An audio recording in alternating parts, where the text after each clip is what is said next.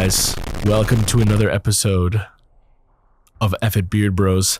I'm Alex, and today we're doing scary stories thanks to Fadingleburg. Mine is called Haunted Rental Home in Dallas off Reddit by user Infernal Dingus. It's gotta be true. Yeah. You know it's gotta be true. In 1997, when I was 17, I moved to Dallas, Texas to join one of my favorite punk bands. The band members... What? Wait. That's more fascinating than the actual ghost story. He does not elaborate. Is that how it works? Like, you can just join your favorite band? I think when it's punk, it's like, you know, I want to join street Suburban level. Legends. Can I just do that? This is like Ask the plot of Rockstar. I know. The band members and a couple of the other roommates lived together in a rented house in a Dallas suburb. Shortly after... Why would they not name it? Okay, whatever. I think they want to protect their privacy. Yeah, okay. We can name it for them. In a Dallas Sunnydale. suburb of Perfect. Sunnydale. Shortly after I moved in, one of my roommates and the band's guitarist casually mentioned that the house was haunted. I like that they want to give us details, but not enough for us to identify anyone. And what is that exactly is a casual haunting? Like, casually. No, he just casually mentioned. So right, but like, you don't just do that. Like, oh yeah, by the way, this house is haunted. It's like, if you tell it to someone, the intent is, yo, this house is haunted. Like, you're trying to scare them. They're just having sodas. Sodas? I don't know, like it's a casual beverage. Sorry, continue. One of my roommates and the band's guitarist casually mentioned that the house was haunted and that a few former roommates and visitors had had experiences, but he didn't elaborate. I personally never had any odd experiences there. The most unnerving thing about the house to me was how ridiculously gross the kitchen would often get. And how vague the suburb is. Sunnydale. It's Sunnydale. My roommates sucked at doing dishes and cleaning, and in some cases, at basic hygiene. Other than that, it seemed nice enough to me. That's the scariest thing of all. Wow. So we're just taking a break from the spooky story to roast his roommate for a second. Okay, It seemed all right. Not long after I'd moved in, one of my roommates, Kay, invited his new GF, Charlie, to spend the night for the first time. I'd met her once after one of our shows. I remember her being cute and pretty quiet, but cool and funny when she opened up a bit. Anyway, I'm really sure that is going to come back and matter to the story. You think? Yeah, either that or it sounds like this guy had a crush on Charlie. This is just a real story, you know? They weren't thinking about cinema. So sorry. They can't. You know, editing is a thing. Yeah, I know, journalism. Anyway, my bedroom was directly across the hall from Kay's, and we shared the bathroom located a few feet down the hall. I don't remember how late it was when I woke up to the sound of a woman crying and yelling. I opened my bedroom door, and looking down the hallway, I saw, through the front screen door, Charlie and Kay on the porch. The porch light was on, and Charlie was sobbing, and Kay was clearly trying to comfort her. I went over to check on them. I'm pretty sure that Charlie didn't even look at me, and Kay just gave me a nod and said something to the effect, "It's okay," she got kind of freaked out. I was pretty awake at this point. You're gonna call the cops for domestic at this point, right? I would be so worried, like, no, it's fine, dude, she's fine. Yeah. Nothing even she's happened. fine, dude. Because he didn't just say fine. crying. Like, if you were crying, I'd be like, all right, that's fine. It was a ghost, dude. Crying and yelling, like, at that point, I'd be like, I'm gonna sit next to you guys for a second. Yeah, I'm gonna see what's up. Cool. A few minutes later, I was pretty awake at this point and decided to hang out in the living room and watch some TV. A few minutes later, Charlie and Kay came back in and sat on the couch next to me. She had stopped crying. Kay went to the kitchen to make her some tea. I asked if she was okay, and she nodded and then said, "Something is really fucked up in this house." I asked her what she meant, and she said that she had woken up with someone on top of her, whispering, pinning her shoulders down. She had said something to the effect of, "What the fuck, Kay? Trying to sleep?" And literally seconds later, Kay opened the bedroom door. He'd been using the bathroom. Oh my God, my Kay! This is when the yelling began that woke me and at least one of my other roomies up. It wasn't too long after that, a month or two at most, that I was walking home from the bus stop. Just having Someone stopped me and said, "Aren't you the guy from that band?" And I was like, yes. Yeah. Why? Yes, I am. Come to our show. I'm headlining it. What if at the end of this there's a brand deal? Can't wait. Just having gotten off my work shift to find another roommate, I'll call her Lily, in her bathrobe, sitting on the front stoop, shaking and sniffling, and smoking a cigarette. She then told me that she had gotten home from work a couple of hours earlier and had been taking a bath, and had heard a faint scratching sound against the tile on the bathroom wall above the soap dish. The scratching had gotten louder and suddenly extended across the length of the wall, but as if it were coming from behind/inside the wall.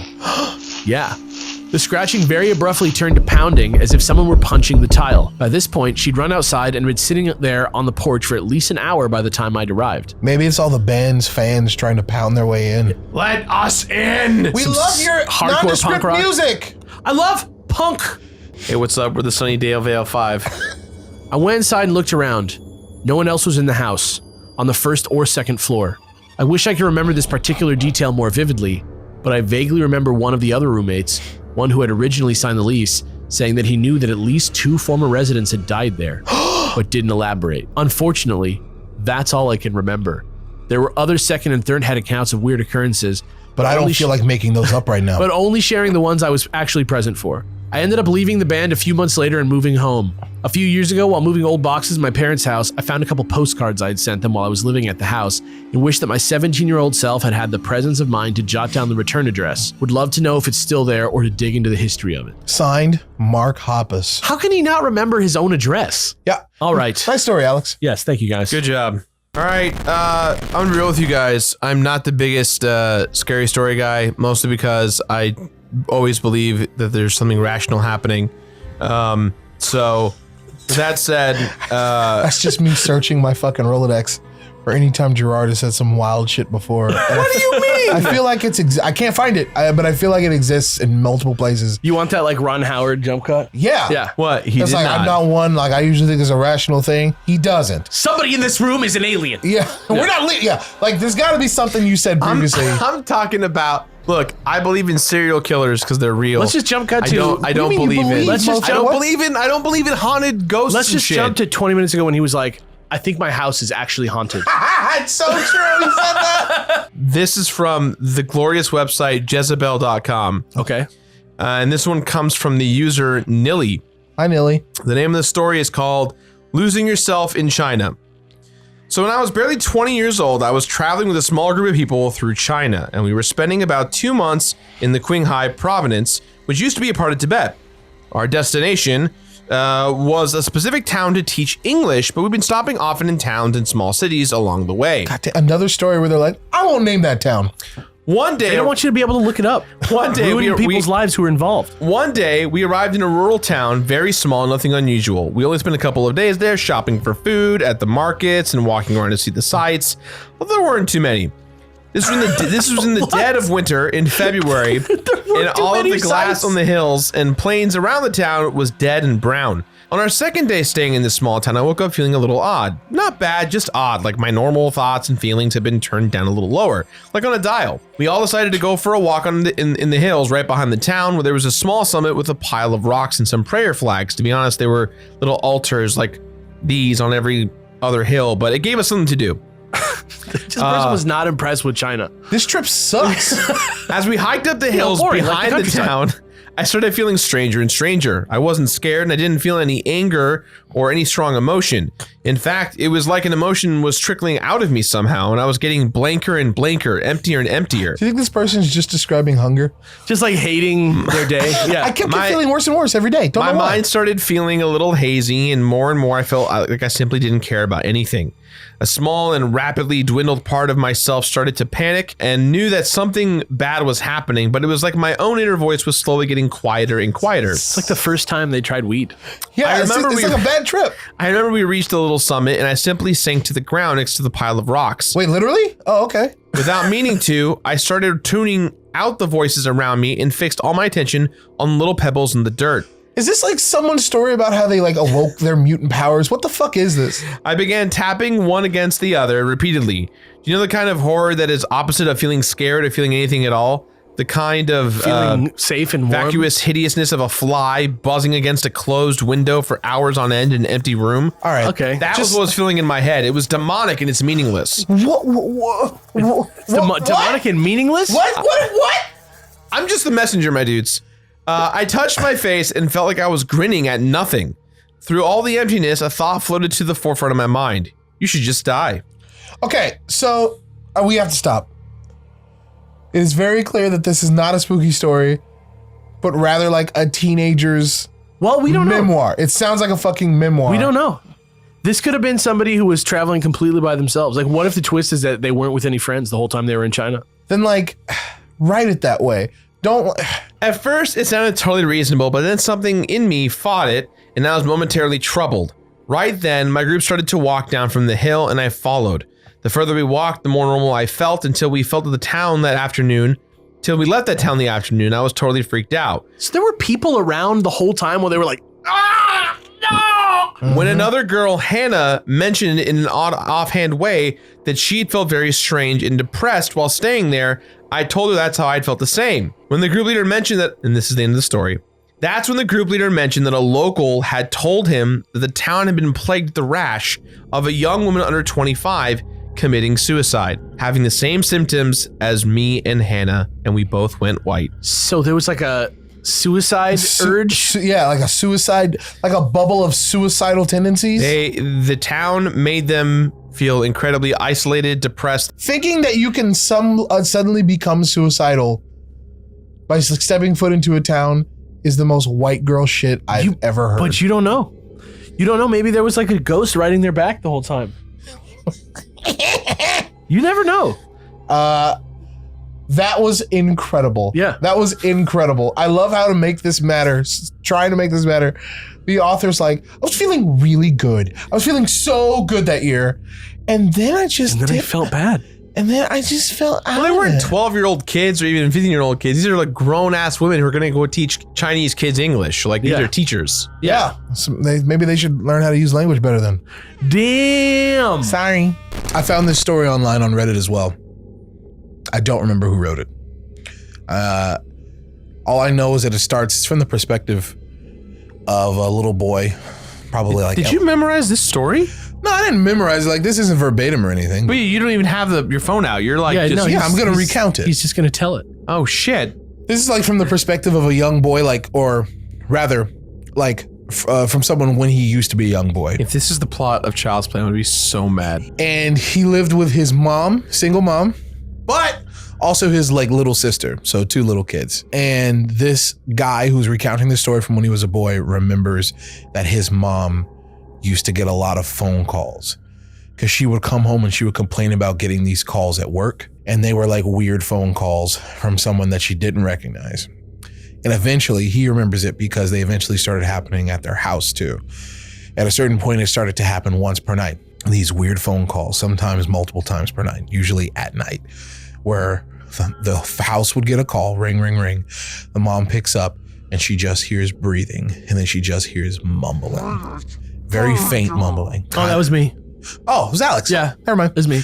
Mystery solved. This story's by Weedman420, right? Yeah. That's totally me. Yeah, That's totally me. Yeah, My bad. Yeah, you just hear mumbling like a little high-pitched, a little breathy, a little weak. And eventually, the calls kept happening with such frequency that the mom was finally able to understand what the person on the other end was saying. So like multiple phone numbers we're talking about, like at work, at home. Just the 2, as far as I know. Like at work and then eventually at home. And then she like heard it so much that she started to speak the language. Yes. And it was like definitely English, but it was so weird and mumbled and faint. You know what I mean? She started to be able to understand the words. Right. Yeah. And which only like made things worse, which only made her more afraid because she started to hear her name. Let's call her like Lisa Trevor, right? She started to hear her name. Lisa Trevor, I want one of your children. Oh my God. So of course mom is going to hang up on that every time. But when she realized that that's what was happening, she got the police involved. So she asked the police to do it and the police were there and they were able to trace the phone call. But every time, like multiple times, they tried to set something up to figure out where these calls were coming from. And they were from a couple of different locations, but they're all like payphones. I thought you were going to say from inside the police office. No, they're all from like different payphones, right? So there's not much they can do. But eventually one night, there is no phone call, but instead there's a knock at the door.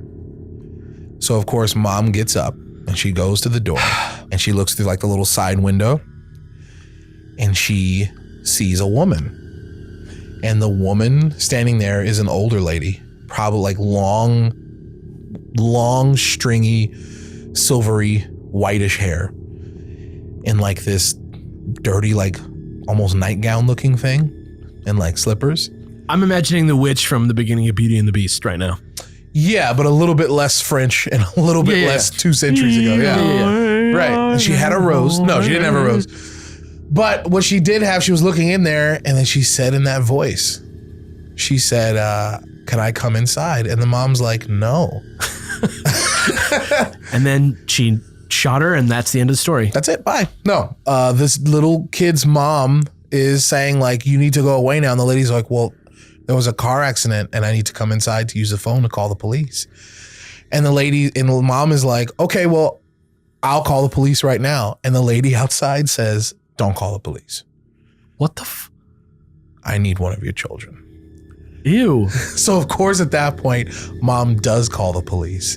And the lady outside, in that familiar voice, this like weird old woman is looking inside and keeps getting more and more desperate, saying, Lisa Trevor, give me one of your children. I need one of your children. Eventually, the woman runs away, probably when she starts hearing the sirens.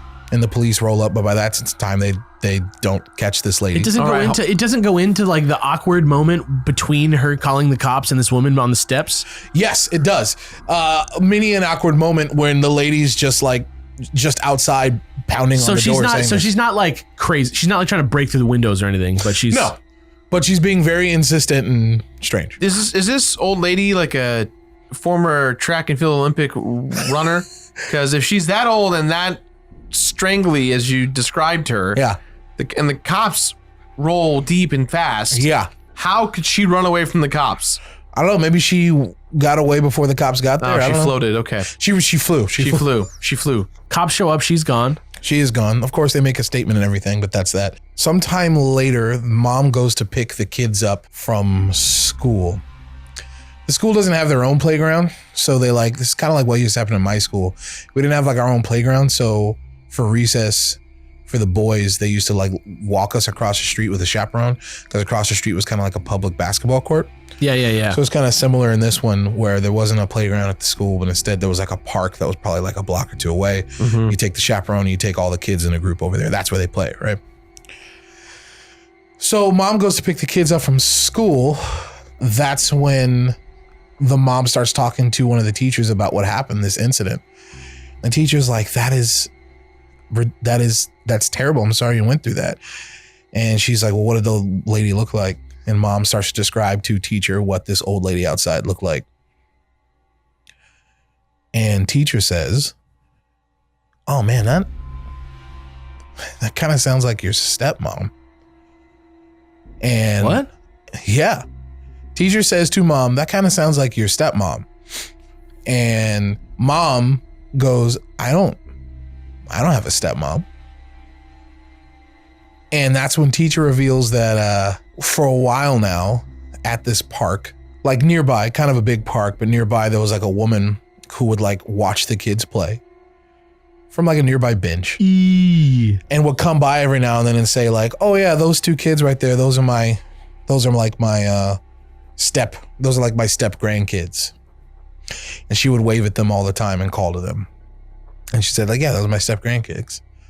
Did the kids know her? No. Oh my God. No. But that's when the mom once again calls the police, and they like try and get some footage from nearby cameras at the park. And then they get some footage, and they finally do see in the background, oh man, there's that same woman sitting on a park bench multiple times. They using those cameras, they see where the woman goes off to, and they try and like follow her, and then she goes off to like some nearby like I don't know, like non-developed areas. And in that area, they don't find the woman, but they do find like a shanty. Like a little tin house? Yes. Like a little shack. Uh-huh. And they find that there. And what they find in there is like remnants of a bonfire, some old cans and shit. Someone's definitely been squatting there. But the most disturbing thing they find in this old shack are like drawings of children that look a lot like those two kids. Ew. Yeah. Holy crap. And the whole time, it was Chucky from Child's Play. No! It was. No! That's my story. Jirard's been real silent. Why are you so silent?